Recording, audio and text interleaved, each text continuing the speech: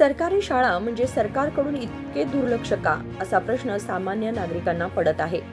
एकेकाळी मजबूत असलेली शिक्षण व्यवस्था आज ढासळत चालली असून सीमा भागातील शाळांमध्ये मुलांना मूलभूत सुविधा तर दूरच शिकण्यासाठी सुरक्षित वर्गखोल्याही उरलेल्या नाहीत। ही दृश्ये पाहिल्यावर सरकारी शाळांची दयनीय अवस्था स्पष्ट दिसते।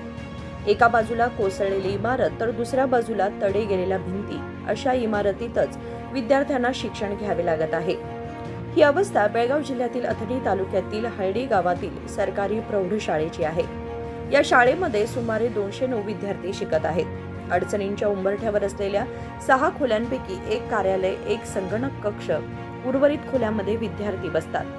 पण विडंबना अशी की एक खोली आधीच कोसळली आणि उरलेल्या खोल्यांच्या भिंतींना मोठमोठे तडे गेलेत। याचबरोबर हायटेक पद्धतीने बांधलेल्या 3 शौचालयांचाही विद्यार्थ्यांना आजपर्यंत उपयोग झालेला नाही। हे अधिकच मोठं दुर्दैव।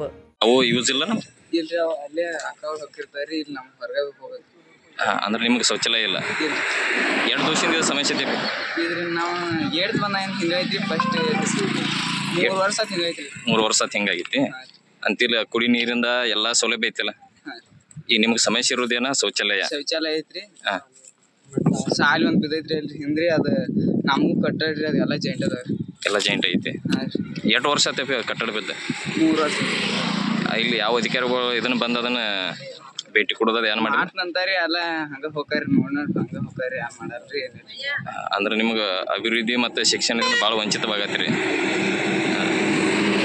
ಏನು ಹೇಳ್ತೀರಿ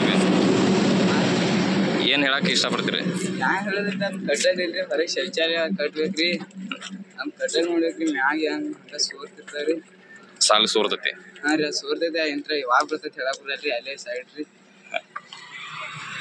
ನಿನ್ನ ಹೆಸರು ನನ್ನ ಹೆಸರು ಸಚಿನ್। अजित खोत, KMM मराठी, अथणी।